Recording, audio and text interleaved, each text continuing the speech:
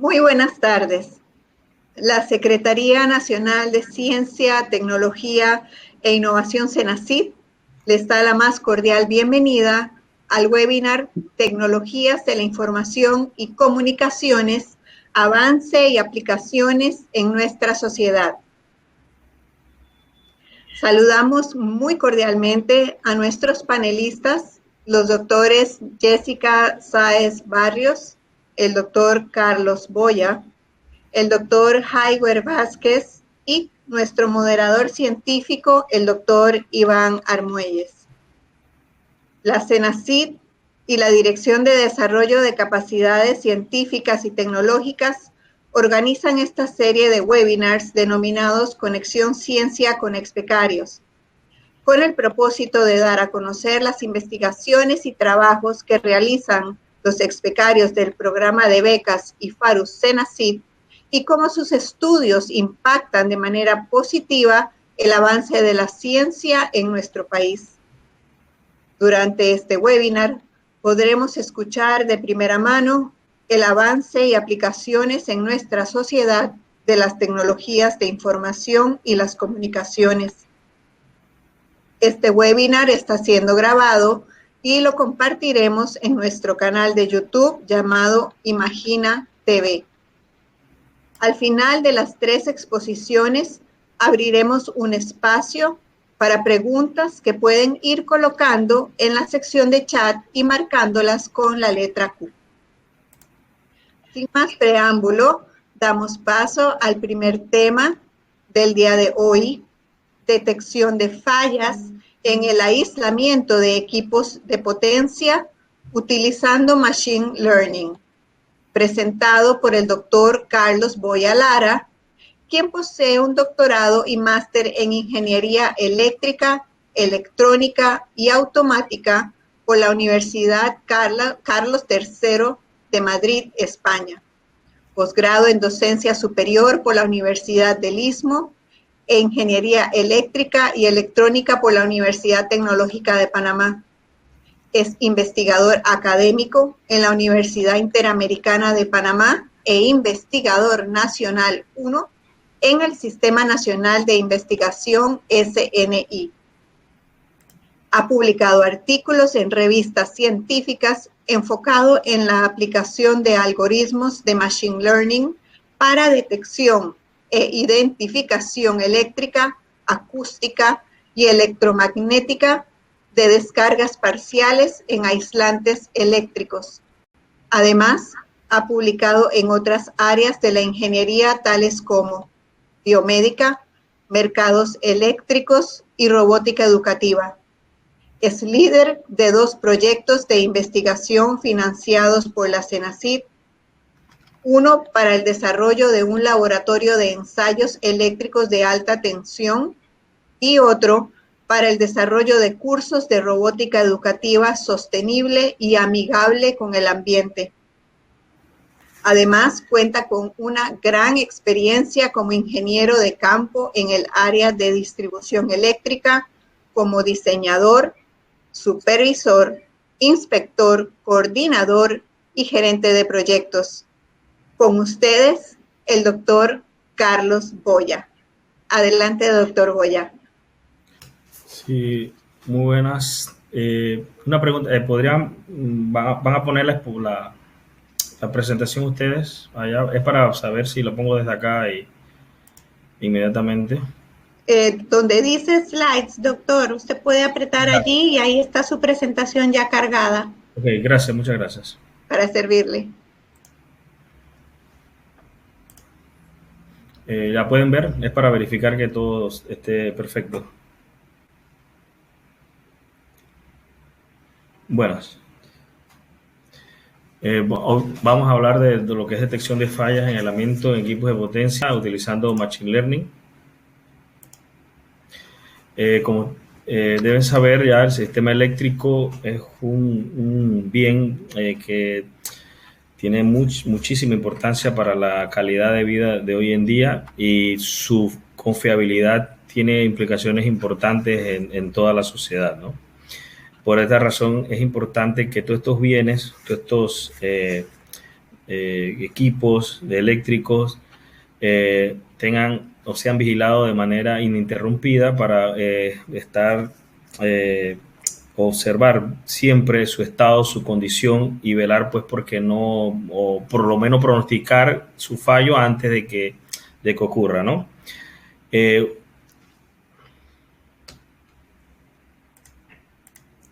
pasándolo. Una de las partes más importantes de estos equipos de potencia, equipos eléctricos, tales como transformadores, generadores eléctricos, motores, todos esos aisladores que están en los cables allá en los postes, una de las partes más importantes es el aislamiento, ¿no? El aislamiento es influido por varios factores, entre estos está el termal, el mecánico, ambiental, eléctrico. Ambiental me refiero pues a lo que es la humedad, los contaminantes, termal es el calor, mecánicos son los movimientos, pero uno de los más importantes factores es el eléctrico. El eléctrico, dentro de este factor, uno de los que más afecta es las descargas parciales. Las descargas parciales es una pequeña, se da gracias a diferentes tipos de anomalías en los aislantes, como vamos a aplicar seguido. Este tipo de descargas, de este tipo de factor, pues que afecta a lo que es los aislantes eléctricos, podemos definir tres tipos de descargas parciales y que su peligrosidad de menos a más va entre las coronas. Las coronas, alguna vez ustedes las han visto, si han pasado debajo de las líneas estas de alta tensión en la noche. Me refiero a las de Tesa, las grandotas, ahí se pueden ver como unos destellos. Bueno, eso es corona y se puede escuchar ese sonido. Esas son las menos peligrosas. Están otras que son las superficiales, que así es un poquito más difícil de observar, y las internas, que es muy difícil de observar porque están dentro del mismo equipo, ¿no? En los aislantes. Aquí tenemos una idea, un esquema de lo que sería una descarga parciales. Una consulta, que lo que pasa es que, bueno, como era en PowerPoint no hace los slides bien, me refiero a los cambios, acá con la compañera de la Senacit. Lo que pasa es que la página tiene varias partes, ¿no? Y no se van a notar aquí por el cambio. No sé si es permitible utilizar el screen de la pantalla para poner la presentación acá directamente, o solo puede ser dentro de acá mismo del... ¿Usted quiere compartir su pantalla en vez de usar esto? Sí, porque lo que sucede es que dentro de la misma animación, es una animación que tiene y no veo que la dé el mismo software. ¿Puede salirse entonces de la presentación, doctor, y tratar de compartir pantalla? Voy para allá. Disculpen por el tema. ¿Usted tiene la presentación suya ya abierta? Sí, ya está abierta, totalmente, está lista para presentarse. Así que era nada más, disculpen por el tema técnico. No se preocupe.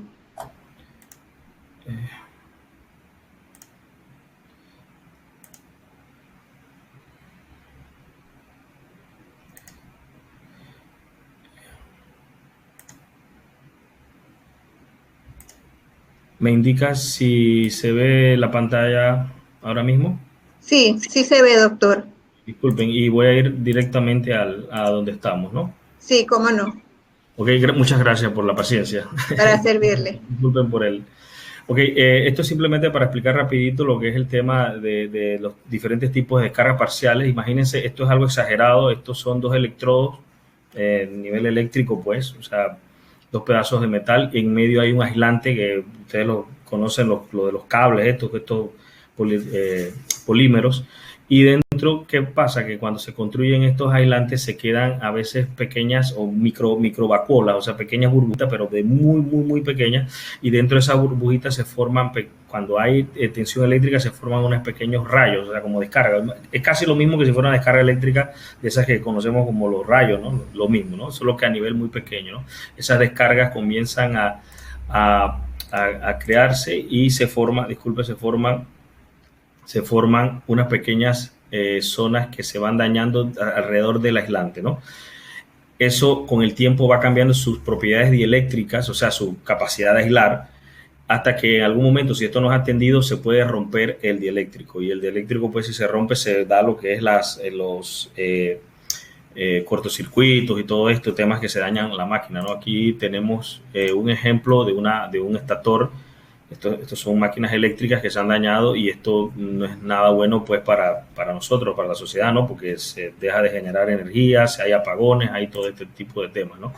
Aquí voy a presentarles rápido cómo es una descarga eléctrica, cómo es el desarrollo de una descarga. Disculpen, ahí está. Eso que está ahí, eso es con un microscopio, ¿verdad?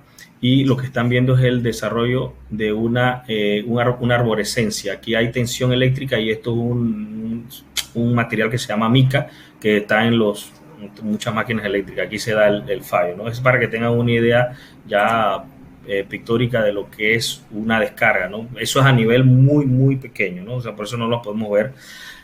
Este es otro tipo de descarga que se da mucho, que son paralelas aquí al material dieléctrico. Este tipo de descargas las sufren mucho los aislantes, esos que ustedes ven en los postes allá arriba. Bueno, se da mucho ahí y ahorita vamos a hablar mucho de ese tema por algo que les voy a presentar. Esto se está pasando muy rápido. Aquí hay un ejemplo de lo que son las descargas superficiales. Esto espero que lo puedan ver allá, que aunque está un poquito oscuro, esos son aisladores iguales a los que ustedes ven en los postes o en las subestaciones. Cuando ustedes pasan por ahí cerca, esos aisladores sufren de esto. Esto con el tiempo va cambiando las propiedades de la capacidad misma de aislamiento, y con el tiempo se producen esto. Bueno, aquí se ha producido un fallo, ¿no? Claramente, ¿no? Y este es otro ejemplo de este tipo de fallo, ¿no? Aquí les muestro un aislador de esos que están en los postes, cómo se ha dañado por el tema de las descargas parciales. Un factor que ayuda mucho a que se generen descargas parciales es la contaminación. Esa contaminación de los carros, el humo de los carros, las sales en las playas. Bueno, ¿cómo medimos esto? O sea, ¿cómo estamos pendientes de esto? ¿Cómo vamos viendo la evolución de la descarga y cómo va afectando los aisladores? Bueno, hay muchos métodos, hay muchas formas y depende de la magnitud de físicas que se generan en una descarga. Nosotros nos hemos enfocado en dos tipos de medidas, que son la acústica y la UHF, y la eléctrica, que es este estándar. Aquí en este caso doy una pequeña explicación bien sencilla de lo que es un esquema de cómo se mide las descargas parciales con medida eléctrica. Pues. En este caso tenemos lo que es la tensión eléctrica, que es generada por la fuente, ¿no? La fuente de generar, puede ser 10.000 voltios, 30.000 voltios, lo que nosotros queramos. Y aquí en este punto colocamos o se coloca el sistema, el equipo que nosotros queremos medir, o el aislamiento que queremos medir. Después colocamos un equipo que se llama un capacitor de acople especial. Después les voy a presentar unas imágenes para que lo vean y lo tengan más en la mente de lo que es. Y simplemente se coloca una unidad que mide las corrientes y la tensión que se generan ahí cuando se da una descarga parcial. Esas descargas parciales, si lo vemos desde el punto de vista eléctrico, en un osciloscopio parecería esta forma, esta señal de aquí, ¿no? Aunque aquí está perfecta porque no hay ruido ni nada y otras cosas que afectan esto. Pero bueno, eso es lo importante aquí, ¿no? Una vez que nosotros captamos todos estos pulsos que vienen de diferentes tipos, estos son diferentes tipos de daños que se pueden dar en los equipos. Aquí estos son como formas de simular esos daños, ¿no?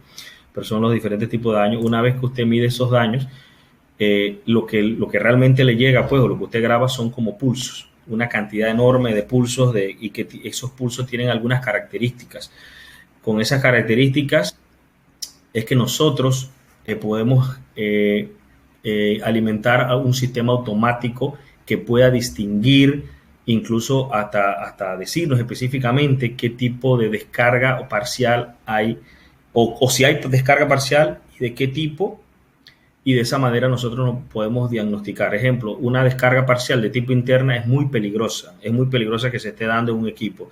Si nosotros nos ponemos a medir y ponemos un software ahí entrenado, en este caso Machine Learning, que lo vamos a aplicar ahora enseguida, si lo ponemos ahí, él nos puede de manera automática indicar de qué tipo hay, de qué intensidad es y estadísticamente la cantidad de ejemplos por día, por hora, lo que sea, lo que queramos. Y de esa manera nos permite diagnosticar y tener una idea del estado del equipo, ¿no? Esto tiene mucho que ver con el tema ahora de las Smart Grid, que queremos medirlo todo y saber el estado de la condición de todo, ¿no? Básicamente es evaluar pues lo que es evaluar lo que es la parte, la salud pues de los equipos, ¿no? Nosotros después que hemos medido los pulsos, y puede ser ¿y por qué razón tenemos que hacer esto? Porque son miles de pulsos, porque esto está en nanosegundos y son hasta millones de pulsos que se pueden dar en un día, y para eso es muy difícil hacerlo pues con una persona, no se lo tiene que hacer una máquina, ¿no? Una forma de mejorar todo esto es haciendo lo que le llaman sacando de aquí, extrayendo lo que son mapas que nos ayudan a evaluar lo que son patrones de estos pulsos. Ahorita en la siguiente gráfica los explico mejor, y al final lo que nosotros obtenemos son estos mapas diferenciados en colores y que nos dicen si hay descarga, de qué tipo, y si incluso hay de varios tipos a la vez, y de esa manera podemos llegar pues a identificar pues el tipo de daño que puede tener nuestra máquina eléctrica, ¿no? Aquí les muestro rápidamente los montones de algoritmos que hay que se pueden utilizar pues para lo que es identificación y diagnóstico, ¿no? en esto, ¿no? Los rojos son los que actualmente estamos trabajando en los laboratorios que tenemos, ¿no? Esta es una de las técnicas que utilizamos nosotros para lo que es caracterizar. Esto se llama un mapa PRPD, y lo que hacemos es obtener los puntos máximos de los pulsos y en qué fase de la onda eléctrica se dan. Y eso es como una coordenada, usted los coloca ahí y de esta manera se van creando como unas especies de patrones. Esto es lo que utilizamos nosotros para alimentar una máquina y entrenarla para que identifique qué tipo de descarga es, ¿no? Aquí tenemos los 3 tipos de cargas más importantes y tenemos sus formas de patrones. Con esto se entrenan las máquinas como si fuéramos entrenando a una persona, y después se alimenta un algoritmo, pues puede ser redes neuronales, pero ahí pueden haber otros, y nos ayuda pues a lo que es la identificación o la discriminación entre la descarga, ¿no? Aquí tenemos otros tipos de mapas de frecuencia que nos ayudan pues a mejorar lo que es todo este tema de la clasificación. Lo que se hace es que se extraen diferentes tipos de características, y después esas características de los pulsos, pues características de los pulsos puede ser, en este caso es ancho y frecuencia de los pulsos, y después se mapean pues en este caso un mapa que le llaman de tiempo-frecuencia, y utilizamos en este caso un algoritmo no supervisado como K-means. Hay bastantes más, hay muchos más, para que de forma automática él nos agrupe y nos diga de qué tipo de descargas existen, ¿no? Esta es otras técnicas, aquí las estoy mostrando un poquito rapidito por cuestiones de tiempo, pero aquí hay otras técnicas. En este caso es con energía Weyl, con esta es la tercera que les he enseñado, de cómo se crea, ejemplo, una base de datos de 200 características, de 500 características pasamos a 7 características y creamos lo que es una base de datos referencial, y con eso entrenamos pues una neuronal, puede ser cualquier otro tipo de máquina, y nos ayuda a la detección. Al final lo que disculpen, aquí hay otra técnica, se me había pasado, que es la de Weyl Energía. Estamos trabajando actualmente, disculpen, se ha ido la conexión, si me informan, que veo como que hay problemas. Yo le escucho. Lo que se le apagó fue la cámara, doctor. Sí. Disculpen, no sé, yo creo que puede ser el tema, disculpen, el tema de la red. Sí, pero puede continuar porque se le escucha bien.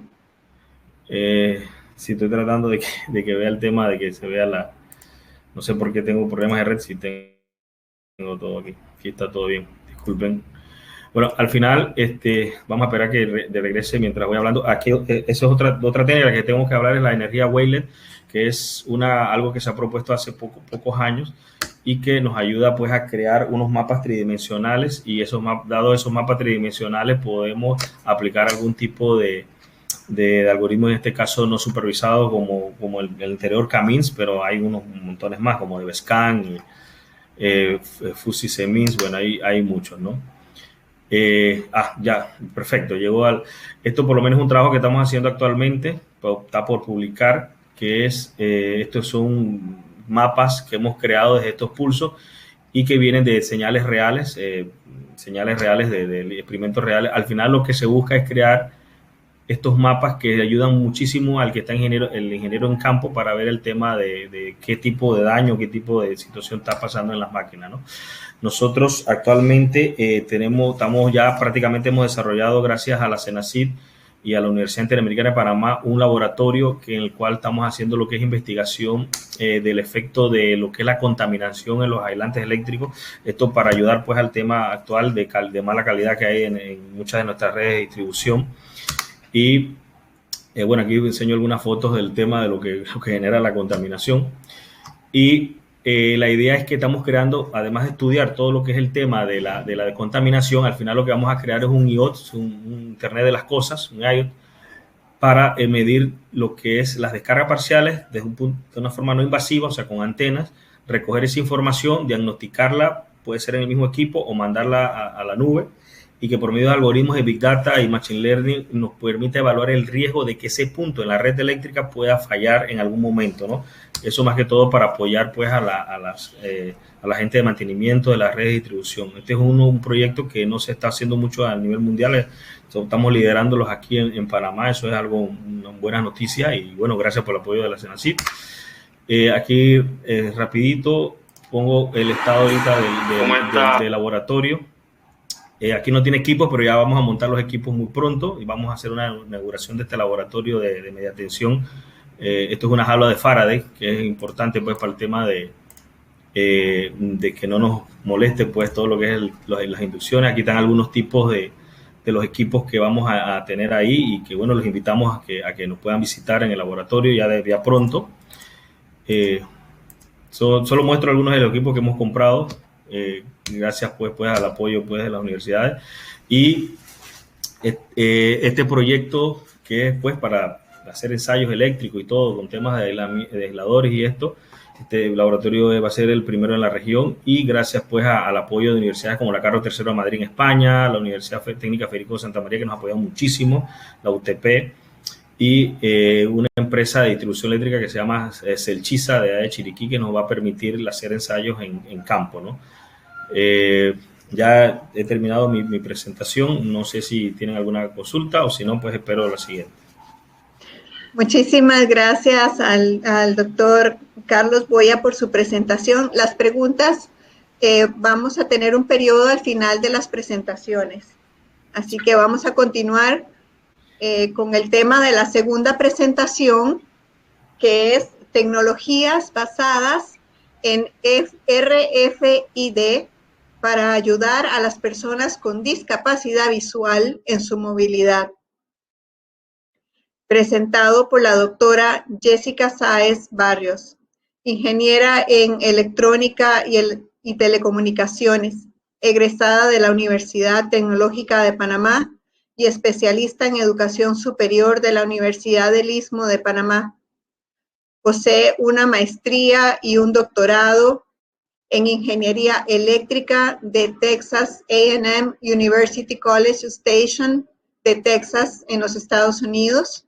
Actualmente trabaja como investigadora y docente en el Departamento de Ingeniería Eléctrica de la Universidad Tecnológica de Panamá, donde imparte cursos de pregrado y posgrado. Es la coordinadora del Grupo de Investigación en Ingeniería de Telecomunicaciones y Sistemas Inteligentes Aplicados a la Sociedad, miembro activo de los grupos de investigación en mecatrónica y el Grupo de Investigación para Simulación, Modelado y Análisis de Redes, Tecnologías y Sistemas de Energía de la Universidad Tecnológica de Panamá, donde colabora en varios proyectos de investigación financiados por diferentes instituciones. Posee varias publicaciones en revistas científicas nacionales e internacionales de alto impacto. Ha participado y presentado artículos científicos en diversos congresos nacionales e internacionales, y también posee patentes de invención. es miembro del Sistema Nacional de Investigación SNI de Panamá, directora de divulgación de la Asociación Panameña para el Avance de la Ciencia APANAC, miembro activa del movimiento Ciencia en Panamá, presidente de la Sociedad de Comunicaciones IEEE, sección de Panamá, y es miembro del Board of Directors de la Sociedad de Comunicaciones del IEEE Latinoamérica. Con ustedes, la doctora Jessica Sáez. Muy buenas tardes. El día de hoy vamos a conversar sobre unos proyectos que estamos desarrollando en la Universidad Tecnológica en conjunto con otras instituciones, y es un proyecto sobre discapacidad, lo cual ya conocemos que es parte natural y universal, y que se dice que en algún momento de nuestra vida todo ser humano podría experimentar un tipo de discapacidad. A nivel mundial, la OMS dice que las cifras de personas con discapacidad visual están en incremento, y en Panamá es el mismo caso. Lastimosamente no tenemos cifras recientes, pero lo que podemos rescatar de la encuesta de discapacidad del 2006 es que Panamá cuenta con más de 80,000 personas con discapacidad visual.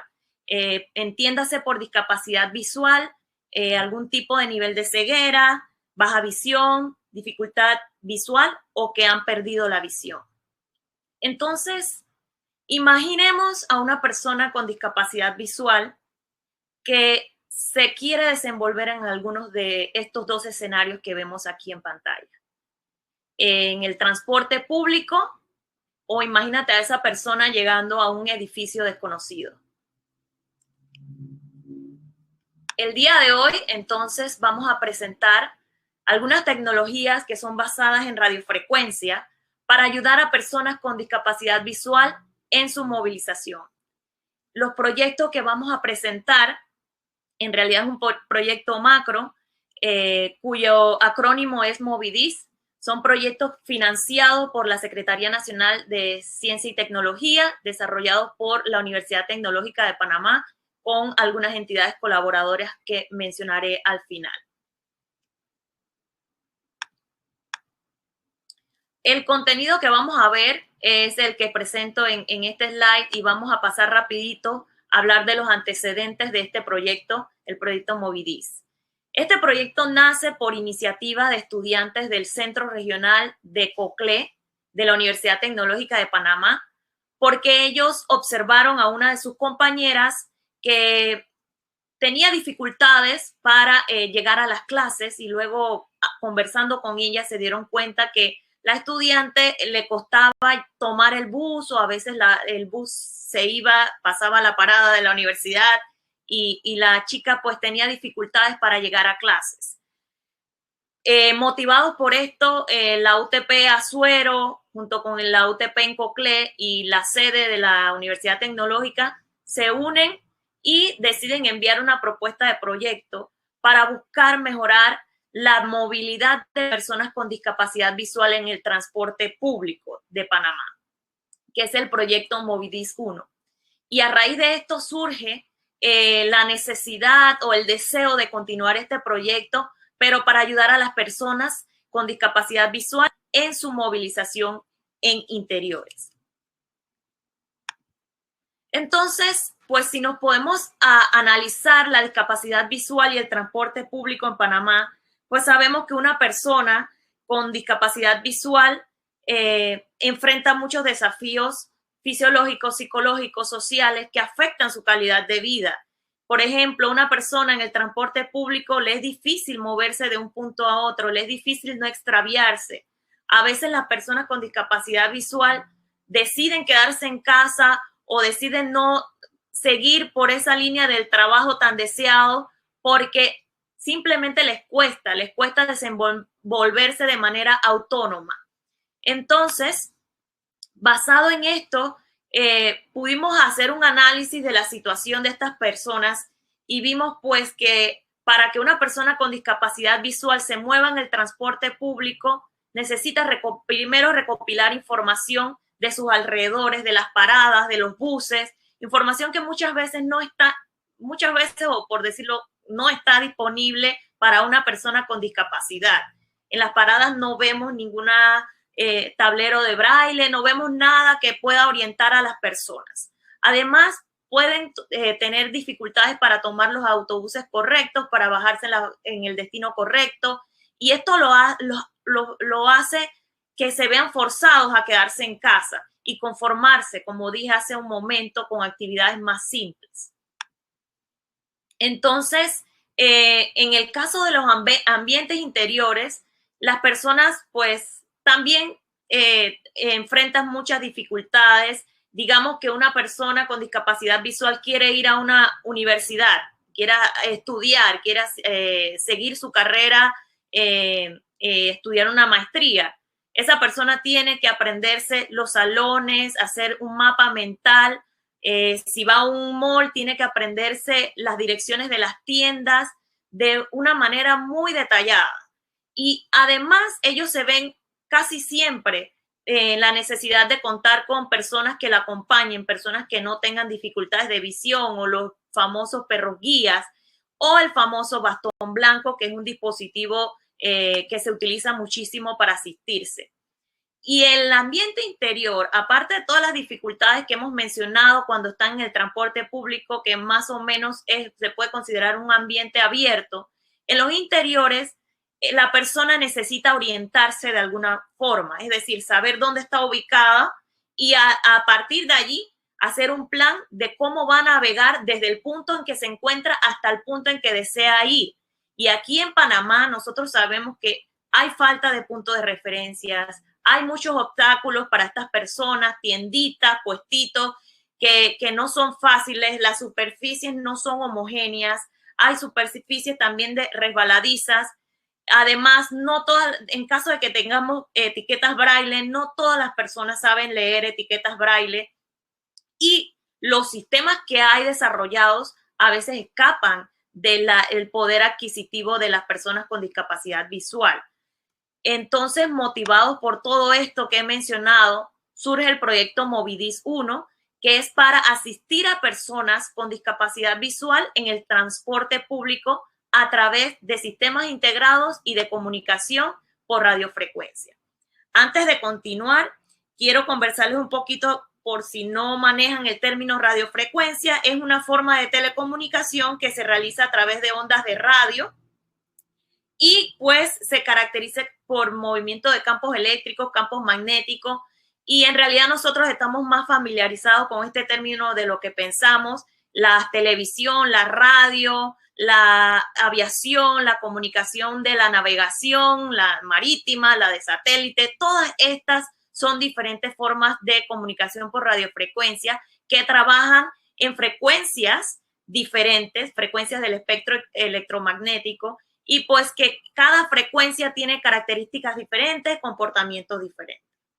Entonces, dentro de Movidis se propuso un sistema como el que vemos aquí en pantalla, que cuenta de diferentes módulos. Un módulo que se conoce como Movimaster, que va a estar ubicado en la terminal de transporte. Hay un módulo que se conoce como Movibus, que va a estar en el bus. Un módulo que se conoce como Movieta, que es el que va a aportar la persona con discapacidad visual. Y un Movistop, que es el que va a estar ubicado en la parada. Todos estos módulos se van a comunicar, y aquí pongo un ejemplo. Por ejemplo, una persona llega a la parada, a través de su Movieta le va a informar al Movistop de que esa persona quiere llegar a cierto punto, un punto B. Entonces, cuando el bus se acerca, el bus que contiene el Movibus se va a comunicar directamente apenas entra en el rango de comunicación con el Movistop, y el Movistop le va a informar al bus que primero que hay una persona con discapacidad visual en la parada y para dónde quiere ir. El bus inmediatamente le informa al conductor, el conductor para, la persona con discapacidad sube, porque también se va a enterar a través de alguna forma de que el bus correcto, que es el que él solicitó, llegó. Luego la persona va en el bus y cuando se está acercando al destino, el bus le va a indicar a la persona con discapacidad visual que se está llegando a la parada del destino. Y la persona entonces llega a su destino, no se extravía, no pierde el bus y llega a su destino de manera satisfactoria. Todo esto utilizando comunicación por radiofrecuencia. Se hicieron pruebas experimentales en este proyecto, bien rudimentarias, utilizando pues automóviles personales. Aquí vemos cómo se simuló el Movistop, el bus simulado, el Movibus, y pues se hicieron pruebas en exteriores para probar diferentes velocidades que arrojaron pues un comportamiento muy aceptable de los dispositivos, los prototipos que se desarrollaron, y se midieron cosas importantes para probar el sistema, como por ejemplo se tomó en cuenta el clima y aparte de eso se tomó en cuenta pues la cantidad de errores, si los mensajes se enviaban correctamente, la potencia de la señal, la intensidad de la señal, y todo esto para a diferentes velocidades, 40, 60 kilómetros por hora, 80 kilómetros por hora y 100 kilómetros por hora, que se supone que los buses no deben ir a más de esa velocidad porque pues estamos hablando de transporte público en lugares pues poblados. Finalmente, luego que se armaron los prototipos, se probaron, estos prototipos fueron impresos, se hicieron las carcasas a través de impresoras 3D, los estudiantes que trabajan en el proyecto pues hicieron un trabajo muy, muy bonito y se hizo una prueba final con una persona que amablemente aceptó y voluntariamente quiso participar del proyecto para probársele a la persona con discapacidad visual, se le capacitó para utilizar los dispositivos, porque para nosotros es muy importante que ellos pues nos den un feedback de que si es difícil de utilizar, si es sencillo, y se probó utilizando un bus, se armó una parada ficticia en los predios del Centro Regional de Azuero de la Universidad Tecnológica y pues el sistema demostró que funcionaba correctamente. Luego de este proyecto, pues vino el proyecto Movidis 2, que utiliza tecnologías basadas en identificación por radiofrecuencia, que es un poquitito diferente para ayudar a las personas con discapacidad visual. Para hacer este estudio, nosotros tuvimos que hacer un estudio inicial, una revisión de todas las tecnologías que habían desarrollado, porque seamos honestos, hay tecnologías desarrolladas, están las soluciones tradicionales, las soluciones que solamente se enfocan en localización y aquellas que se enfocan en orientación y navegación. No encontramos ninguna que se enfocaran en localización, orientación y navegación al mismo tiempo. Y fuimos estudiando pues las opciones y allí pues nos dedicamos a estudiar un poquito más lo que fue RFID o identificación por radiofrecuencia. Y para hablarles un poquito de qué es identificación por radiofrecuencia, imagínense, por ejemplo, cuando van en los carros que van por el corredor, que ustedes llegan y ustedes tienen un tag en su vidrio. Ese tag tiene un código, el lector de barra lee el código y los deja pasar inmediatamente, no hay una comunicación. Bueno, identificación por radiofrecuencia es algo así. Hay una antena con un lector todo integrado y un sistema de computación y está un transpondedor o etiqueta o tag. Entonces, la etiqueta se programa para que tenga cierta información. En el caso de los carros en el corredor, es si usted tiene dinero, si tiene saldo, si ha pagado, etcétera.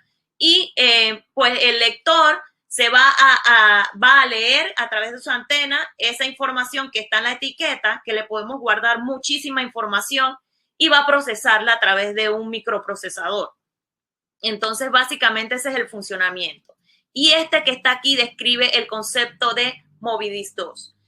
Movidis 2, una persona va a estar equipada con un Electronic Travel Aid, que es como un sistema asistivo para personas con discapacidad. Y esa persona va a introducir a través de este módulo instrucciones sobre su destino. Entonces, hay un servidor que va a estar encargado de tener información de las diferentes etiquetas. Esto que se ve en azul, esos cuadritos representan las etiquetas de RFID. Nosotros recomendamos colocarlas en el piso a cierta distancia por razones de alcance de las etiquetas que nosotros adquirimos. Y en el ETA o en el módulo que la persona tiene, va a tener el lector. Entonces, cuando esa persona se acerca a estas etiquetas que están en el piso, esa etiqueta lo va como orientando de acuerdo a tantos pasos hacia adelante o te encuentras en tal lugar. Aparte de eso, también le va a formar la ruta gracias a un servidor que hay en el sistema. Entonces, a medida que el lector va leyendo las etiquetas, la persona se va movilizando y para eso pues se necesita alguna forma de instruirle a la persona con discapacidad visual de la ruta que tiene que seguir. Nosotros elegimos hacerlo a través de audio, para lo que se han programado ciertas cosas para interpretar los mensajes y convertirlos en audio. Y bueno, de esta manera pues proponemos Movidis 2. Movidis 2 apenas está en fase de experimentación. Ahorita mismo se han programado tarjetas, se ha diseñado módulos experimentales, se ha diseñado el módulo de codificador de audio, se ha programado el microprocesador con base de datos con información de los tags. Este es un ejemplo todavía no está en su forma final el dispositivo, pero aquí más o menos se ve cómo se dispusieron las etiquetas. Esto es una prueba todavía, pruebas de laboratorio. Básicamente solamente lo hicimos para analizar el alcance de las etiquetas, si el lector podía leer las etiquetas correctamente. Tenemos videos, pero por cuestiones de tiempo no lo podemos mostrar aquí, pero básicamente el estudiante que hizo las pruebas pues demostró que a través de la programación, cuando acercaba el bastón con el dispositivo lector y leía la etiqueta, le iba diciendo dónde se encontraba y la cantidad de pasos que tenía que dar para llegar al otro punto. Y bueno, así la persona se va movilizando. Todavía falta realizar pruebas de navegación en sí, es decir, que si la persona tiene varias rutas para llegar a un punto destino deseado, o si la persona se extravía en cómo el sistema lo debe orientar para que regrese a la ruta correcta. Todavía estamos en esas pruebas que pues por cuestiones de COVID no hemos podido terminar. Pero sí tenemos ya la propuesta del sistema final, cómo se van a disponer las etiquetas. Tenemos ese se llama como un ala de la Universidad Tecnológica, donde hemos propuesto realizar las pruebas. Estos cuadritos son básicamente los salones y son varios salones que vamos a llenar de etiquetas y vamos a realizar las pruebas y la demostración final del sistema una vez lo culminemos. Aquí hay algunos ejemplos. Y bueno, estos son proyectos que todavía necesitan mucha mejora. Por lo menos Movidis 1 necesita más estabilidad en los dispositivos, se necesitan realizar pruebas multiusuarios. Si ustedes vieron, solamente hicimos pruebas con un bus, una parada, pero ¿qué pasa si vienen varios buses y se chocan? ¿Qué pasa con la comunicación? Hay que hacer pruebas de interferencia, entre otras cosas. Y también teníamos planificado hacer un proyecto con Clayton, en Clayton, para probar con los buses allí internos, pero todavía estamos pues esperando que se dé la oportunidad. Y con Movidis 2 pues tenemos que probar más tags o etiquetas que logren un mayor alcance. Hay que hacer las demostraciones finales y hay que hacer una adaptación de sensores y mejorar las técnicas de navegación para el sistema original y así pues demostrar la funcionalidad del sistema. Esto es un listado de las diferentes publicaciones sobre el proyecto Movidis, por si a alguien le interesa, los pueden buscar. Y quiero terminar agradeciendo a la CENADIS, a Ciudad del Saber, a la ATT, la Universidad Tecnológica, el SNI, por supuesto la CENACYT, que es el que la entidad que está financiando el proyecto Movidis 2 en estos momentos, y al grupo de investigación ITSIA por todo el apoyo, es donde están los estudiantes de Movidis 1 y Movidis 2. Este es el sitio web del proyecto, por si desean en algún momento pues conocer un poquito más, ver más detalles, y pues mi contacto como siempre a la orden para cualquier consulta que tengan sobre más detalles técnicos. Muchas gracias. Muchísimas gracias a la doctora Jessica Sáez por su presentación. Continuamos con nuestra tercera presentación. Este tiene como tema Panamá Hub Digital, Observatorio Panameño de Tecnologías de la Información y Comunicación, por el doctor Jaiwer Vázquez Torres, ingeniero en sistemas computacionales por la Universidad Tecnológica de Panamá, con estudios realizados en Madrid, España, en doctorado en Ingeniería Informática, Programa Sociedad de la Información y el Conocimiento por la Universidad Pontífica de Salamanca, Campus Madrid, donde además se especializó con una maestría en Ingeniería Multimedia. Su investigación inició con su tesis doctoral titulada Redes sociales, profesionales y networking en el campo de los negocios y de la empresa en organizaciones de Panamá, Centroamérica y el Caribe. Actualmente se desempeña como consultor en medios digitales y TIC para la estrategia Panamá Hub Digital en el proyecto Observatorio Panameño de Tecnologías de la Información y Comunicación. Con ustedes, el doctor Jaiwer Vázquez. Muchísimas gracias, de verdad, por la presentación, y bueno, muchas gracias a los compañeros que nos están acompañando ahí, el doctor Carlos, la doctora Jessica, están haciendo trabajos excelentes. Y bueno, yo simplemente vengo a presentarles un poco el trabajo que estamos haciendo, ¿no? Bajo esta investigación, este proyecto, como este tipo de consultoría que estamos haciendo para la estrategia Panamá Hub Digital. Específicamente un proyecto que está dentro de esa estrategia. Ahorita yo les voy a hablar un poquito de lo que es la estrategia como tal y un poquito de lo que es el proyecto que estamos realizando, que es el Observatorio Panameño de Tecnología.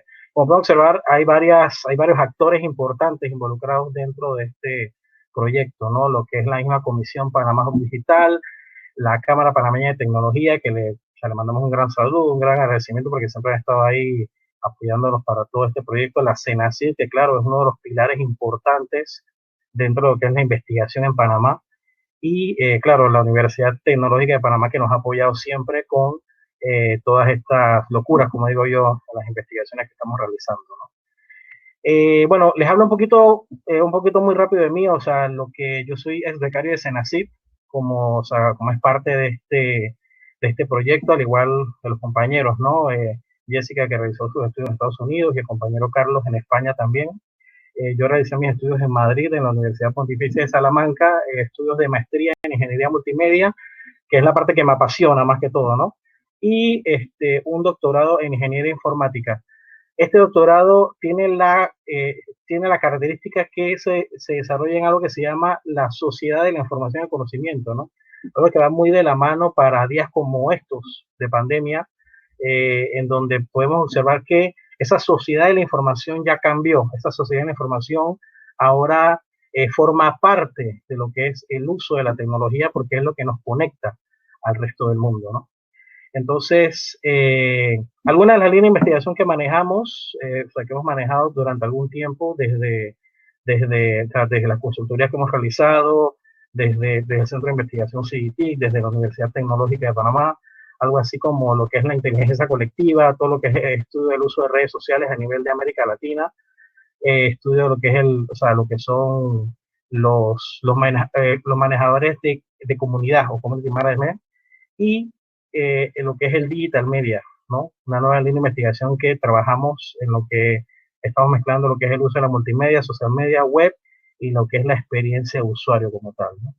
Entonces, producto de todo esto, creamos este grupo de investigación en Digital Media, el cual es parte de nuestro aporte a lo que es o sea, la investigación, ¿no? Para tratar de que esos jóvenes puedan conocer las virtudes de lo que son los medios digitales y todo lo que es el uso de la multimedia, los medios sociales, la experiencia de usuario y todo lo que es el uso de la web para expresar esa información de forma correcta, ¿no? Y poder que esa experiencia sea consecuente, esa experiencia de usuario sea consecuente con lo que es el uso de una plataforma web, ¿no?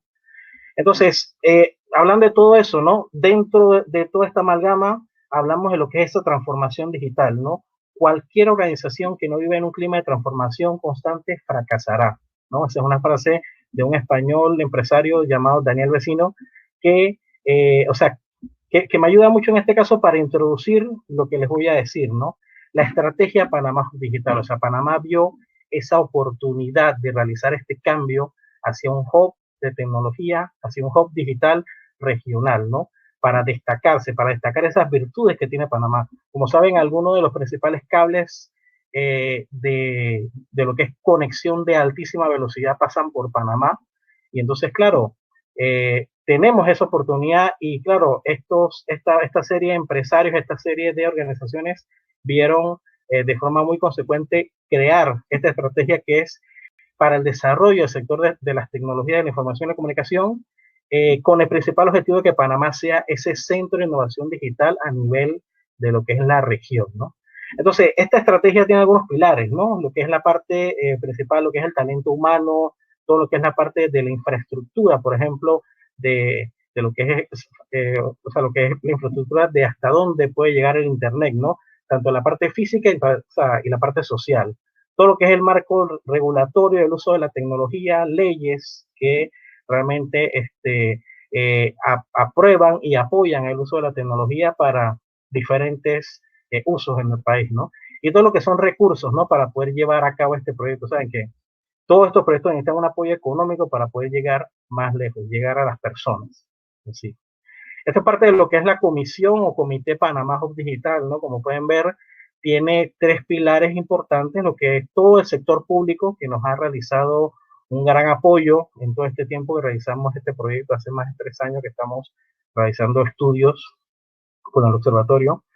El sector académico, ¿no? En este caso, la Universidad Tecnológica, CENACYT, INADE, o sea, que son actores importantes aquí en el país y realizan este proyecto, ¿no? Como parte importante, ¿no? Todo lo que es el sector privado, como les decía, Capatec, o sea, algunas otras empresas, ¿no? Aliados estratégicos que forman parte de esta Comisión Panamá Hub Digital, de alguna forma u otra han estado apoyando en este tiempo, ¿no? Entonces, claro, haciendo un poquito de docencia, ¿no? O sea, nosotros vemos que, o sea, cuando tú escuchas la palabra observatorio, de repente te viene a la mente sobre todo los observatorios astronómicos, ¿no? Pero existen diferentes tipos, como los observatorios del medio ambiente, que miden todo lo que es el tema de los huracanes, o sea, todo lo que es el tema meteorológico, los observatorios laborales, por ejemplo, escuchamos las noticias a veces en las mañanas en la radio, por ejemplo, dicen que 1 de cada 3 niños, por ejemplo, trabaja en las calles de México, por ejemplo, o no sé, o sea, los observatorios del femicidio también. Y claro, en este caso, el Observatorio Panameño de Tecnología, el Observatorio TIC, en este caso, es una unidad técnica de investigación que busca integrar este tipo de estudios para lo que es conocer el uso de la tecnología a través de una serie de indicadores, de los cuales les voy a hablar un poco, ¿no? Entonces, este proyecto nace como parte de esta estrategia, pero es importante mencionarles que la estrategia Panamá Hub Digital no es solamente el observatorio, o sea, es una estrategia completa que va desde el año 2015 hasta el año 2025 y tiene varios proyectos dentro, ¿no? Este es uno de los proyectos, ¿por qué? Porque es importante conocer en dónde estamos para saber hacia dónde vamos, ¿no? Por eso es importante lo que es el uso de lo que es la investigación del Observatorio Panameño de Tecnología. Entonces, ¿cuál es la misión de este observatorio de OPTIC, no?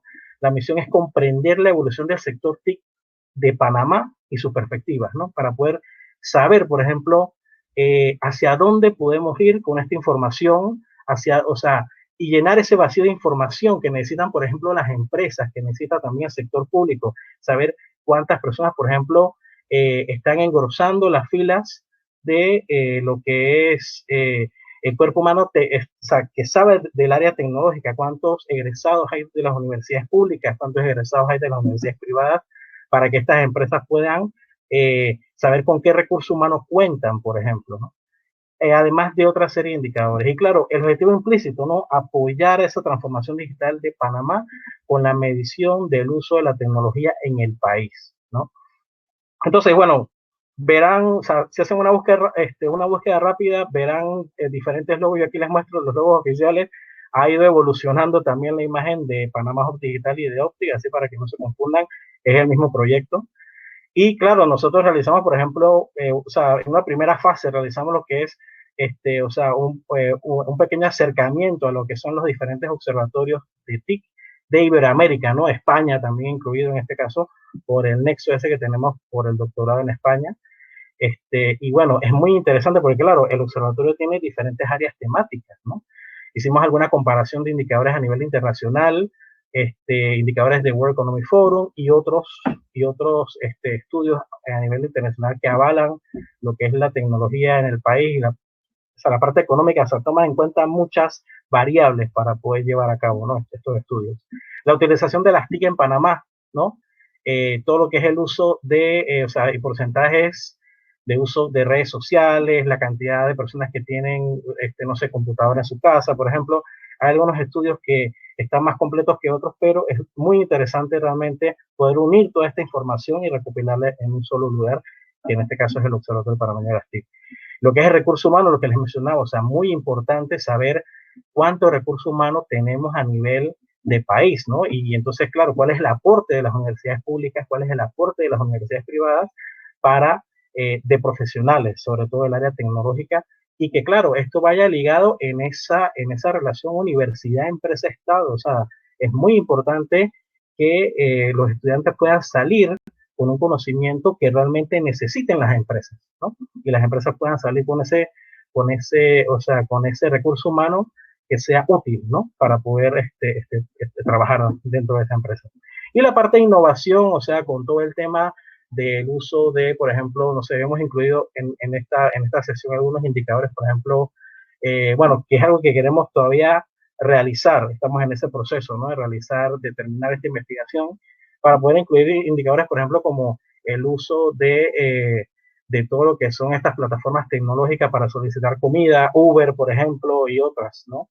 ¿Cuántas personas han utilizado todo eso? ¿Cuál ha sido el crecimiento del uso de Internet en la pandemia también, por ejemplo, ¿no? Entonces, por ejemplo, bueno, este es un proceso de investigación bastante sencillo, ¿no? Nosotros lo que hemos es definido lo que es la estrategia de investigación para cada una de las áreas temáticas, ¿no? Todo lo que son, o sea, los encuentros, las reuniones, bueno, en el último tiempo lo hicimos virtual, todo lo que es la definición de la metodología de investigación para cada una de esas áreas temáticas, se realiza el análisis de toda esa data que se recopila y obviamente se hacen divulgaciones científicas con ese proyecto, ¿no? Y volvemos a empezar, ¿no? Con cada una de las áreas temáticas realizamos un proceso como el que pueden ver de metodología bastante sencilla, ¿no? De investigación. Algunos indicadores que hemos alcanzado y hemos analizado, que yo les puedo mostrar ahora así de forma muy previa, ¿no? Que ya se han publicado, porque obviamente o sea, los últimos números no se pueden publicar oficialmente hasta que salga el estudio. Pero, por ejemplo, en este caminar hemos encontrado datos como este, ¿no? Por ejemplo, que en el año 2017-2018, 52% del Internet era dominado por las mujeres, ¿no? Y el 48% era dominado por los hombres. Y eso representa un 70% de conexiones de Internet en el país. O sea, de la cantidad de población de nuestro país, el 70% tenía acceso a Internet en ese momento, ¿no? Entonces, además de eso, eso representa un 2.9 millones de usuarios de Internet en Panamá, por ejemplo, para ese año. Otro indicador interesante puede ser ¿no? Ese mismo 70% que vimos anteriormente, esos 2.9 millones de usuarios de Internet, nos posicionan en un tercer puesto a nivel de lo que es Centroamérica y el Caribe, ¿no? Por encima, bueno, por debajo de Costa Rica. O sea, Costa Rica es un país vecino con más o menos 5 millones de usuarios y tienen un porcentaje más alto, por lo menos en ese momento, 2017-2018, ese porcentaje de conexiones a Internet, ¿no? Por ejemplo. Y Puerto Rico, por ejemplo, 83%, Panamá 70%, República Dominicana 61% y otros países, ¿no? De esta región centroamericana. Por ejemplo, el índice de alcance digital ya para el año 2017, 2018, ¿no?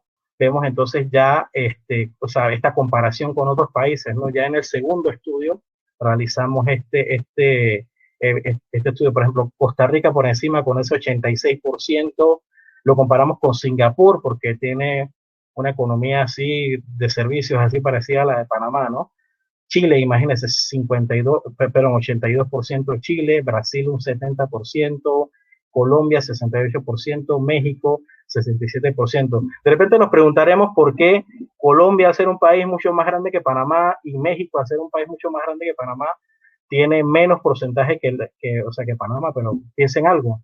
Panamá somos 4 millones de habitantes, o sea, implementar cualquier tipo de tecnología en el país es mucho más sencillo hacerlo con 4 millones de personas que con los miles de millones de personas que son en países como Colombia, México, que son países de gran envergadura, ¿no? Brasil, imagínense.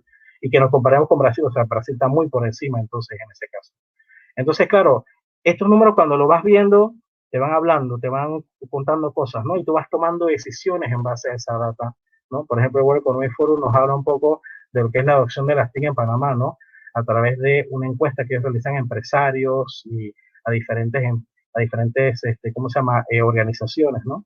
Y entonces ubican a Panamá en un índice de 47.5, ¿no? Y por encima de Colombia, por ejemplo, de la adopción de las TIC en el país, por ejemplo, en las empresas del país. ¿Cuántas empresas disruptivas, por ejemplo? Aquí nos colocan, según el World Economic Forum, a Panamá lo coloca en un índice de 41, pero entonces podemos observar Singapur, 57, un índice muy alto, ¿no? Entonces, cuando hacemos esta comparación, vemos que tenemos vecinos muy cercanos a los que tenemos que ver qué están haciendo. O sea, por ejemplo, Costa Rica con Panamá tiene una relación muy estrecha porque compartimos frontera con ese país. Entonces, claro, tenemos que ver ahí qué es lo que está pasando en Costa Rica, ¿no? Sería interesante ver ahora, obviamente estamos esperando un poco que salgan unos estudios que vienen pronto sobre el uso de la tecnología durante el COVID-19, ¿no?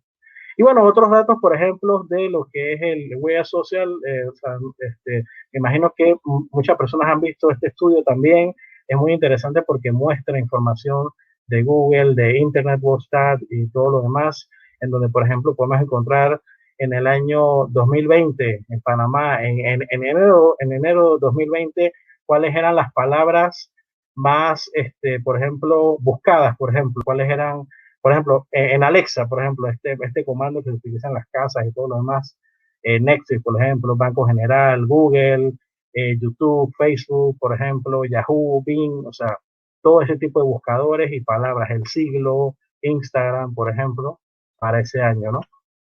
Y, por ejemplo, también búsquedas en Google, ¿no? Palabras como Panamá, traductor, Facebook, OLX, Copa, música, traductor de español a inglés, traductor de inglés a español, por ejemplo, descargar música, Gmail, o sea, todo ese tipo de búsquedas, ¿no?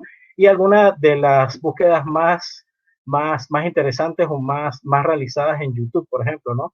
El mix, search, música, por ejemplo, películas, o sea, ahí vemos un poco lo que son las costumbres del panameño durante estas búsquedas en lo que es en lo que es el uso de Internet, ¿no? Entonces, claro, esta información nos sirve sobre todo para poder nosotros también tomar decisiones, ¿no? Tomar decisiones, y por eso es importante esta información. Por ejemplo, yo le mencionaba a un colega que si, por ejemplo, nosotros queremos lanzar una aplicación, o sea, queremos saber cuántas personas utilizan Internet según un rango de edad específico, por ejemplo, porque esa aplicación, por ejemplo, va enfocada a ese rango de edad o a ese público objetivo, ¿no? Entonces, si yo no tengo esa información, iría a ciegas. Entonces, hacia allá va nuestros esfuerzos, ¿no? Entonces, esa transformación digital, ¿no? O sea, esa transformación digital, como bien dice esta frase, implica un cambio de mentalidad, un cambio hacia una cultura digital. Entonces, esta pandemia nos ha demostrado que Panamá realmente no estaba transformado digitalmente, o sea, en ciertas cosas sí, seamos realistas, ¿no? Pero en ciertas cosas no, por ejemplo, la educación, o sea, tantas cosas, o sea, la infraestructura. Entonces, claro, esa es la parte importante de este observatorio para poder conocer esa información y poder saber qué decisiones tomar con un proyecto real y poder llevar esa tecnología, por ejemplo, que está realizando nuestro compañero Carlos, esa tecnología que está realizando nuestra compañera Jessica, y poder llevarla a todas las personas, por ejemplo, en el país. Entonces, eso es importante, poder tomar decisiones en base a evidencias y en base a un estudio real del uso de Internet, por ejemplo, en el país. Entonces, de verdad, yo les agradezco muchísimo esta oportunidad a Senacid, a todo el equipo, al equipo de ingeniero Antonia, que de verdad siempre nos da seguimiento a los ex becarios ahí, ¿sabes? Que estamos siempre a la orden ahí, ¿sabes? Queremos que nos sigan haciendo consultas sobre todas las cosas que estamos haciendo. Y bueno, un poco ahí, o sea, más información del proyecto en la página de CITIC UTP, en la página de Panamá Digital. Ahí tienen las redes sociales de CITIC, las redes sociales personales. Y me encuentran en Facebook, Twitter, Instagram, como @Haiger.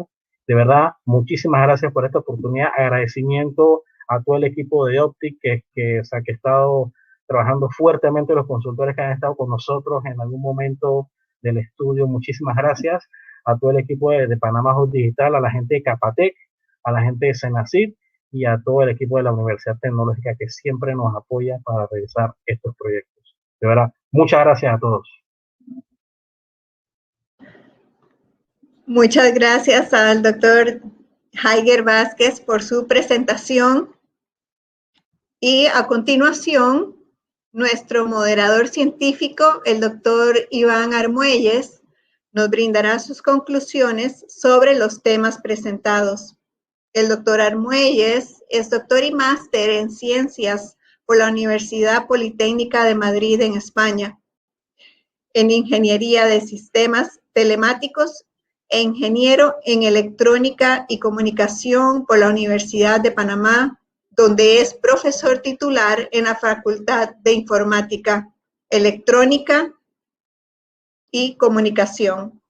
Desarrolla y promueve proyectos educativos de investigación en las tecnologías de la información y comunicación.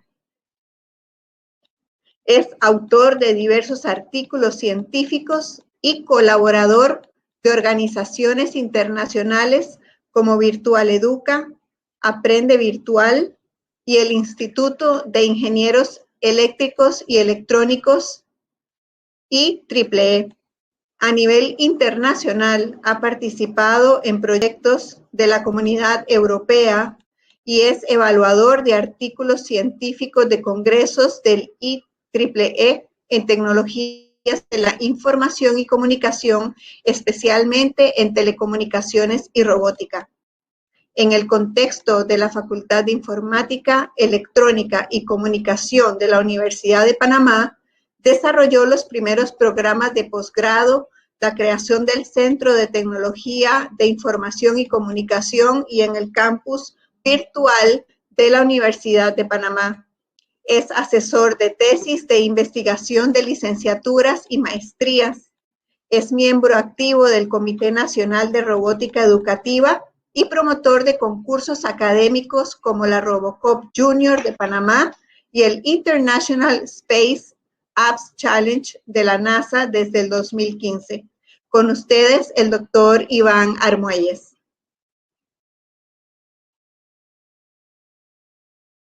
No se le escucha, doctor.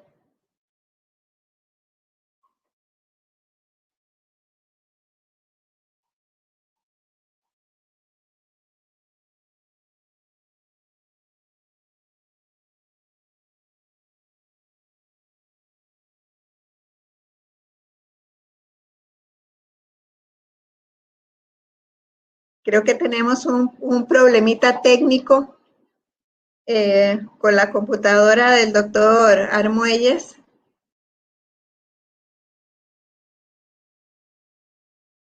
Que no tiene audio.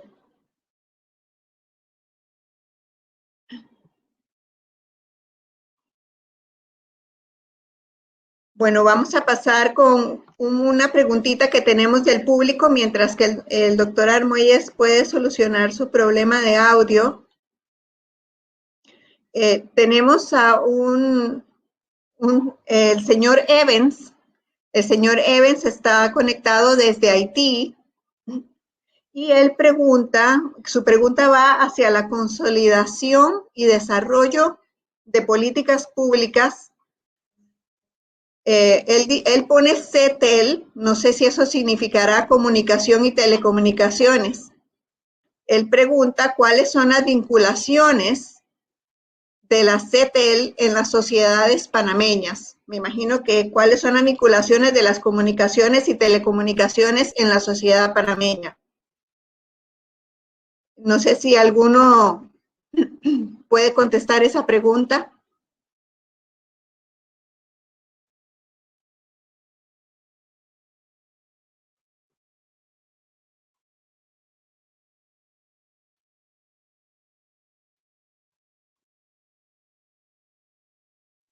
Tenemos también felicitaciones en el chat por las diferentes presentaciones, felicitándolos, deseándoles éxitos. Bueno, o sea, sobre el tema de las políticas públicas, bueno, hay un tema que yo siempre, bueno, no sé, he visto, claro, cuando uno empieza a comparar, cuando uno ve este tipo de cosas que uno vivió, por ejemplo, cuando estaba haciendo el doctorado fuera del país, por ejemplo, que existen un montón de políticas públicas, por ejemplo, no sé, en Madrid, hay algo que yo veía en Madrid mucho y era que, por ejemplo, todas las aceras son iguales. Todas las aceras, donde tú te metas en Madrid, todas las aceras siempre tenían la misma característica, también las calles principales tenían todas las mismas características. Y entonces, claro, eso influía en que, por ejemplo, las personas con discapacidad tenían, o sea, ya sabían que al borde de la calle, por ejemplo, había un tipo de piso especial para poder, saber que había un semáforo para poder cruzar la calle, ¿no? Entonces ya tenían ese tipo de movilidad ya definida a través de una ley. Entonces todas las aceras son iguales, pero sin embargo aquí en Panamá tú llegas y hay aceras, a veces no hay aceras, en la mayoría de lugares no hay aceras, por ejemplo, y no hay, por ejemplo, una ley que le obligue, por ejemplo, al que crea un edificio a crear esa acera, ¿no? Por ejemplo, con algún tipo específico. Entonces hay aceras más altas que otras. Asimismo, en el mundo de lo que es la tecnología, claro, también eso es lo que se está buscando con esta estrategia de Panamá Digital, o sea, que existen este tipo o sea, de políticas públicas que logren que la tecnología también tenga un lugar importante en lo que es nuestra vida diaria, ¿no? Y también yo creo que es un poco el objetivo de que estemos todos nosotros aquí presentando a nuestros proyectos, ¿no? Cómo poder alinear todo eso para que podamos de alguna forma presentar eso, no sé si a este gobierno o a otro, no sé, y poder o sea, que esas decisiones lleguen a buen puerto, ¿no? No sé si Jessica tiene algo más que decir sobre este tema, el compañero Carlos, a lo mejor, si sabe, bueno, yo me imagino que en todo el tema eléctrico hay algo de eso, Carlos, ¿no? También. En cuanto, porque creo que la pregunta del señor Evans está dirigida más que todo a la consolidación y desarrollo de políticas públicas. Claro. Y pues es un punto muy interesante que toca. Y pues, bueno, sabemos que Panamá cuenta con una agenda el Plan Nacional de Ciencia y Tecnología, con algunos puntos a desarrollar, metas que cumplir hasta el 2024, el que está actualmente. Y obviamente dentro de ese plan se contempla la utilización de las TICs para apoyo a la sociedad. Es por esto que instituciones como la CENACIT, pues dentro de sus convocatorias, tienen convocatorias como innovación social, convocatorias que están orientadas pues a proyectos que estén enfocados a resolver alguna problemática nacional. Y pues nosotros como investigadores en esta área pues estamos siempre anuentes a estar participando en estas convocatorias con proyectos que apliquen las tecnologías de la información y comunicación para resolver algún problema, como son los que se han estado presentando el día de hoy. Yo estaba viendo algunas preguntas y hay una pregunta del señor Aldo Aversa. Bueno, en realidad son 3 preguntas. Sí, voy a ir haciéndolas una por una conforme ustedes vayan contestando, porque también tenemos una pregunta del señor Darío Lim Yuen, pero no sé si ya terminamos con la primera pregunta, paso con la segunda pregunta. Correcto. Entonces, el señor Darío Lim Yuen pregunta, bueno, primero lo saluda y pregunta, ¿qué sistemas de seguridad se aplican para la detección de anomalías en las redes? Esto con respecto a las interrupciones eléctricas. Bueno, primero que todo, gracias por la pregunta, pero antes quería agradecer otra vez a la CENACIT por todo el apoyo con nuestro laboratorio. También ahora mismo, bueno, somos parte del Sistema Nacional de Investigación, al CNI, también agradecer, muy importante, y a la Universidad Interamericana de Panamá, que nos ha dado el espacio para la construcción del laboratorio. Con el tema de lo que entiendo del sistema de seguridad, me imagino que se debe referir a temas de, no sé si será relevadores o sistemas que estén vigilando pues algún tipo de anomalía o algún tipo de fallo debido a algún disturbio. La verdad es que en el campo de las descargas parciales en sí mismo no hay una relación tan directa. Sin embargo, claro, si tú estás detectando, tienes un sistema online, pues en línea, que está vigilando pues una máquina o una subestación, cualquiera de estos equipos, y debido a las mismas descargas, que eso ya lo hemos vivido aquí en Panamá, porque hace algunos años ha habido unas caídas de la subestación Panamá 1, que va por ahí el tema. Eso es por eso que se necesitan estos equipos, porque tienes que tener una vigilancia constante, ¿no? Entonces, debido a las descargas parciales y a otros temas también que afectan las descargas parciales, aunque al final siempre es por descargas parciales, tienes que tener un sistema. Eso se puede integrar al sistema de seguridad, o sea, el sistema de vigilancia, pues, en todos los aspectos. Lo único que sí quiero dejar bien claro, que este tipo de seguridad que me estoy refiriendo yo es al tema de la evaluación del riesgo y a la probabilidad de que se vaya a fallar el equipo, vaya a fallar un equipo. Entonces, ahí en esa parte, si lo vemos desde el punto de vista de protecciones, que yo no sé si es que creo lo que le está el compañero acá preguntando, si es tema de protecciones, ahí sí yo actualmente, yo sí soy muy sincero, no hemos estudiado esas relaciones directas. Lo que nosotros sí estudiamos es la evaluación del probable riesgo de que la máquina se afecte y que antes que llegue a pasar eso nos dé la información suficiente para poder mandar a apagar esa máquina, darle mantenimiento, aislar el sistema, lo que sea.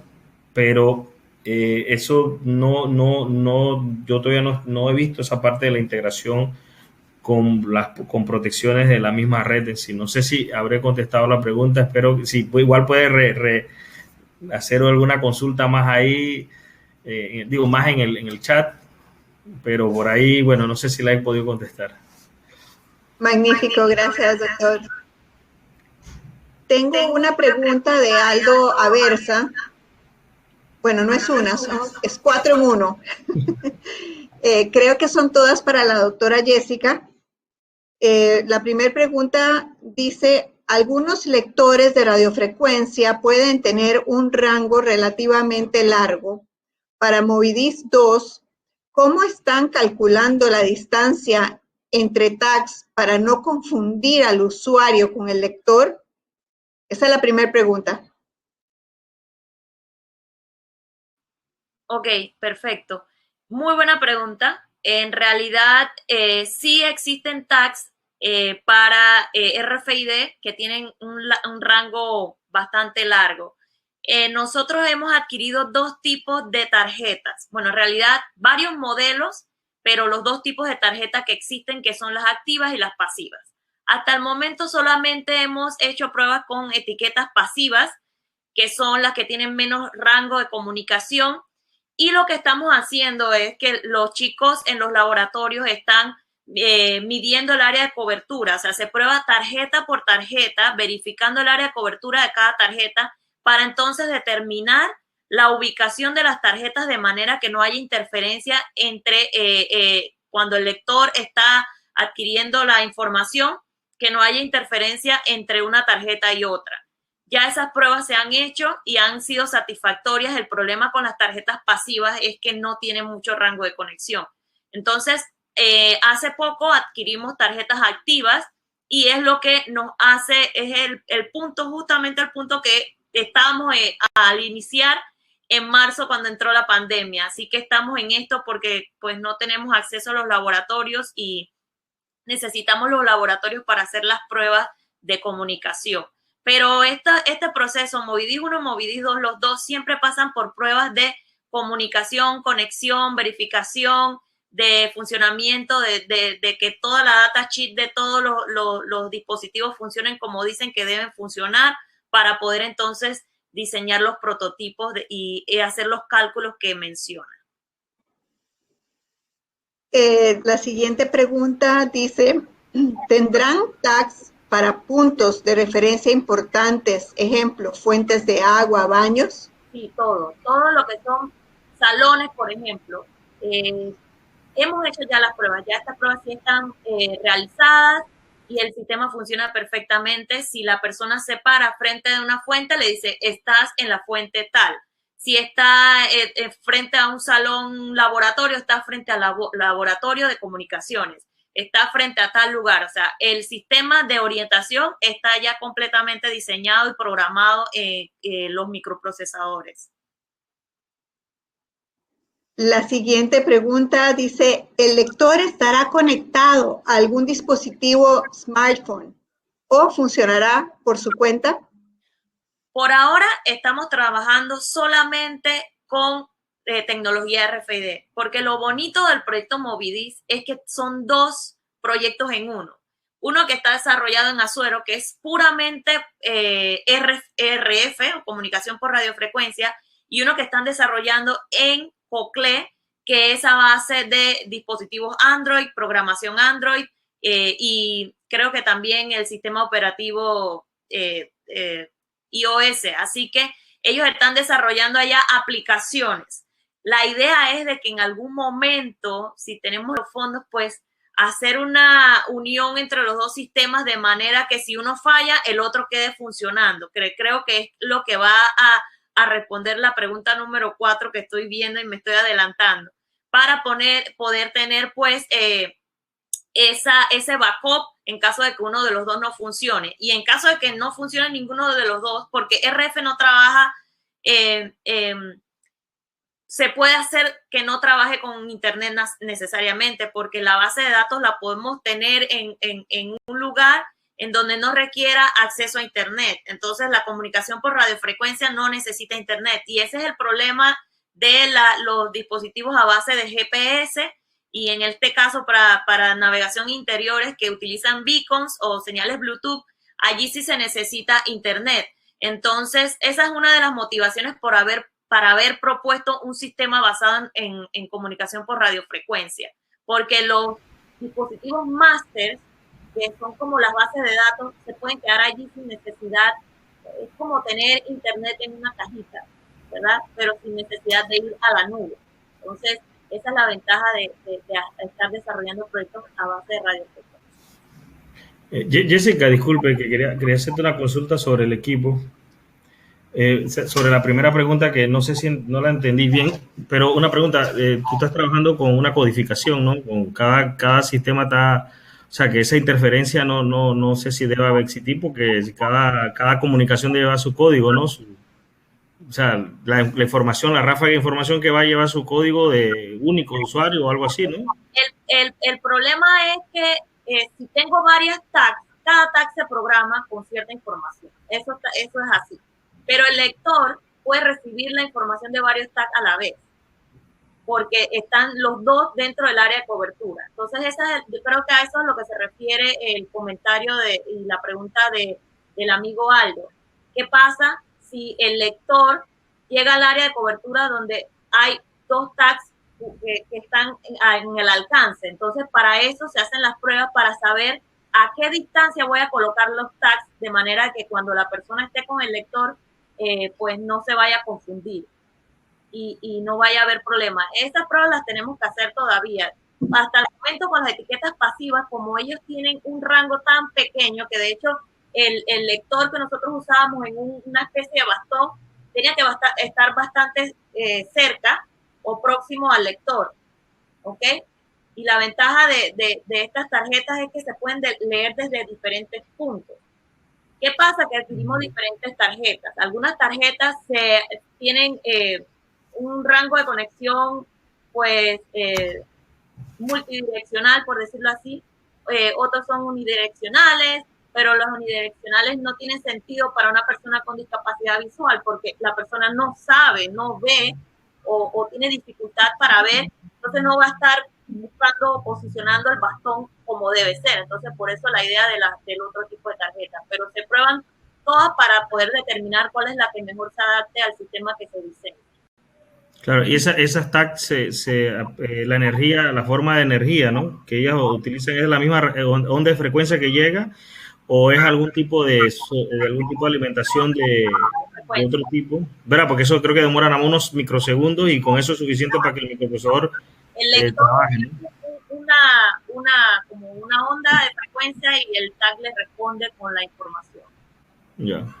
Yo he visto algo de esto, sobre todo en utilizaciones, o sea, como a modo comercial. Creo que es lo que está más extendido, ¿no? Porque de repente, no sé, uno puede ir caminando por un lugar y de repente te saltaban promociones de los diferentes lugares que estaban cerca. Pero claro, es un uso totalmente diferente, obviamente, pero es muy interesante cómo lo están implementando. Sí, claro. Tenemos otra preguntita en el chat del señor Evans. Dice, ¿la Ley Orgánica de Ciencia, Tecnología e Innovación Productiva se protege en las sociedades panameñas?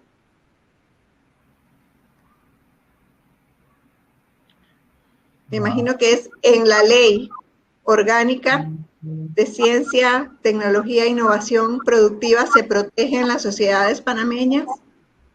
Debe ser en el proyecto, en el principio, algo así, que está refiriendo. La verdad que esa pregunta como que, bueno, disculpe, pero yo creo que están un poquito, no sé si van dirigidas a los proyectos que estamos Sí, hablando. Yo también pienso lo mismo. Sí, es que ya eso sería más para otra parte administrativa, digo yo. Ernesto Julio dice, muy interesantes investigaciones, felicidades a todos. ¿Cuáles algoritmos de Machine Learning han probado en sus experimentos para detección de fallas de los dispositivos eléctricos? ¿Alguno en particular que ha funcionado mejor y por qué? Esa pregunta es, en el caso, yo hablo del tema que yo trabajo, que es el tema de descargas parciales. Lo que sucede es que el fenómeno de las descargas parciales es complejo y cambia mucho en el tiempo. O sea, tú puedes hacer hoy los experimentos, incluso tú vas a campo y tratas con algún equipo específico de detectar las fallas y vas incluso una hora después y las señales han cambiado y ese es el problema. Que que cambia tanto que aunque uses el mismo algoritmo te puede dar pequeñas diferencias en lo que es en lo que es la confiabilidad o en el mismo trabajo o en los errores o en diferentes parámetros. Te lo cambia debido a la misma, a que el fenómeno es muy complejo, ¿no? Entonces se han probado, o sea, en el área de papers, de investigación y también en la parte ya de lo que es el desarrollo de equipos ya comerciales, se han probado una muy buena cantidad de algoritmos de Machine Learning para tratar de hacer una muy buena identificación, un buen diagnóstico. Normalmente los principales son redes neuronales, las normales, artificiales, de retropropagación, las máquinas de vector soporte, incluso ahora están trabajando Random Forest, que es no son tan nuevas, pero son nuevas por lo menos para este campo. También algoritmos del área de Deep Learning, que tiene que ver con Machine Learning claramente. Pero en general hasta ahora bueno, todo el que publica un paper aduce pues que, o incluso los que venden estos equipos aducen que tienen una buena confiabilidad pues en lo que es la detección y la identificación. Sin embargo, como les digo, eso es muy dependiente del fenómeno. También hay muchos aspectos de ruido cuando tú estás evaluando las señales y eso puede disminuir todo el tema del performance de los algoritmos, ¿no? Yo he trabajado con los que yo he trabajado, son los normales, máquinas de vector soporte, redes neuronales, pero también he trabajado con no supervisados como DevScan, Cummins, se me olvida, de lógica difusa, mezclas gaussianas. Bueno, yo trabajo con un montón que no voy a mencionar de regresión lineal, bueno, hay un montón. Y en general yo no pongo a ninguno como ganador. Yo creo que depende mucho de la aplicación, depende mucho de la aplicación de las cuales estás usando. Incluso yo, mi tesis doctoral fue utilizando un algoritmo que es muy poco conocido, que se llama análisis de componentes independientes. Y para mí personalmente ese es el que mejor ha funcionado de los que yo he trabajado. Así que bueno, es lo que puedo decir sobre este tema, ¿no? Muy buenas, disculpe, ¿se me escucha ahora? Sí, profesor. Sí, exacto. Bueno, la solución ha venido aplicando un poco la desesperación. Estoy usando, en lugar de las soluciones recomendadas para videoconferencia, un teléfono celular. Y agradezco la paciencia, estoy atento a poder hacer la síntesis. He observado durante este momento un intercambio muy interesante de preguntas. Sí, profesor, ya no tenemos más preguntas, puede hacer sus conclusiones. Les pedimos a los demás participantes que por favor apaguen su micrófono para que el profesor no tenga interrupción. Bueno, disculpen entonces que no active la cámara para garantizar de que el teléfono va a funcionar mejor. Y quiero agradecer mucho la invitación que nos ha brindado la Secretaría Nacional de Ciencia y Tecnología y su preocupación por mantener conectada a la sociedad panameña con la innovación, la tecnología y la investigación, invitando a 3 ilustres investigadores panameños que han sido beneficiados con el programa de becas de CENSID. En la primera ponencia, nuestro colega, el doctor Carlos Boya, de la Universidad Interamericana de Panamá, se enfocó en presentar un sistema de detección de fallas en el aislamiento de equipo de potencia utilizando el Machine Learning. Todos saben que el sector de producción de energía y de distribución es de vital importancia para el país y se requiere reducir los costos de esta industria mejorando los tiempos de solución de los problemas que se pueden presentar en esta infraestructura, además de hacerlo mucho más eficiente. Y en su propuesta, uno de los elementos que más le preocupa es el mantenimiento y reemplazo a tiempo de los dispositivos de aislamiento que pueden sufrir de descargas parciales por diferentes motivos, particularmente medioambientales y el agotamiento natural de estos elementos, los elementos aislantes.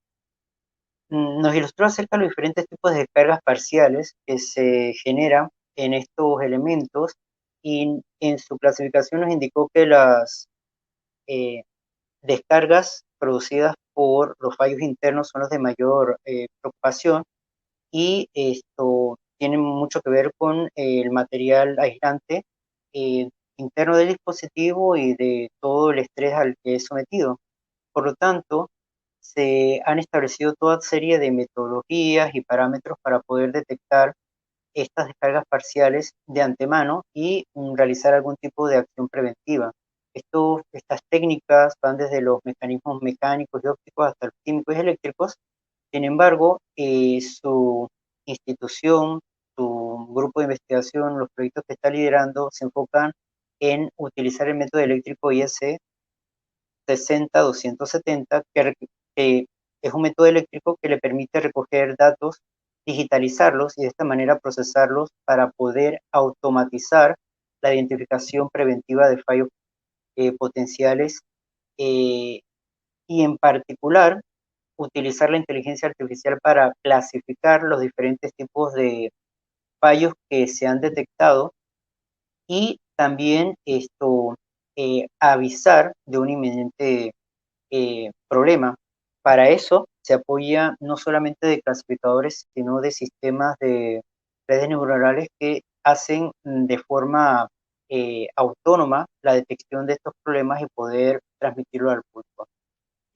Este experimento es una serie de pruebas y ensayos que están desarrollando en la Universidad Interamericana de Panamá, donde se está instalando un laboratorio de pruebas de detección de fallos en equipos eléctricos, y esto está disponible no solamente al público o a la academia, sino también al público en general, al sector privado, para que se nutran de esta infraestructura y puedan aprovecharla, máxime que es un beneficio adquirido a través de la Secretaría Nacional de Ciencia y Tecnología y también de otros actores.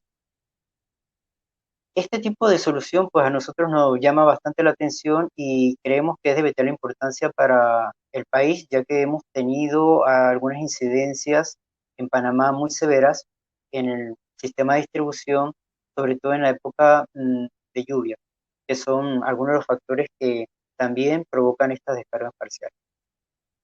Posteriormente, la doctora Jessica Sáez nos hizo una introducción muy interesante de proyectos con impactos directos sobre una población muy importante o un sector de la población muy importante, que son las personas con discapacidad visual, eh, en donde lamentablemente nuestro país pues es un terreno muy peligroso para su desplazamiento y movilidad independiente. Por lo tanto, su propuesta en esta presentación de tecnologías basadas en radiofrecuencias para ayudar a las personas con discapacidad visual en su movilidad nos habla acerca de los proyectos que está desarrollando en la Universidad Tecnológica de Panamá con diferentes actores y también instituciones.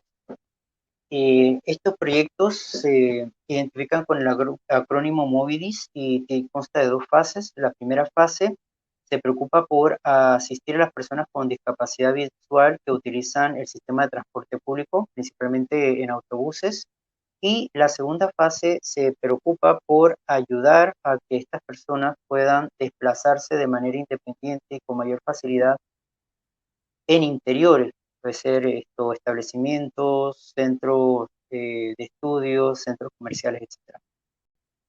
Nosotros identificamos aquí que la solución se basa en tecnologías de comunicaciones de muy corto alcance, utilizando los identificadores de radiofrecuencia, RFID. Nos hizo una explicación muy particular acerca de esta tecnología, y esta también se acompaña de sistemas de información, base de datos, etcétera, que permiten que los usuarios puedan moverse de manera autónoma, interactuar con los sistemas de transporte, ser avisados cuando los autobuses están llegando, abordarlos de manera apropiada y también informarse cuando han llegado a su destino de una manera mucho más independiente, autónoma y flexible que a través de las metodologías tradicionales. Este proyecto ya ha llevado sus primeros fases de prueba con sujetos reales y les ha dado bastantes resultados positivos, mientras que el proyecto de Movidis 2, que se enfoca en el desplazamiento, la movilidad autónoma de las personas con discapacidad visual en interiores, pues apenas lleva su primera fase de desarrollo. Están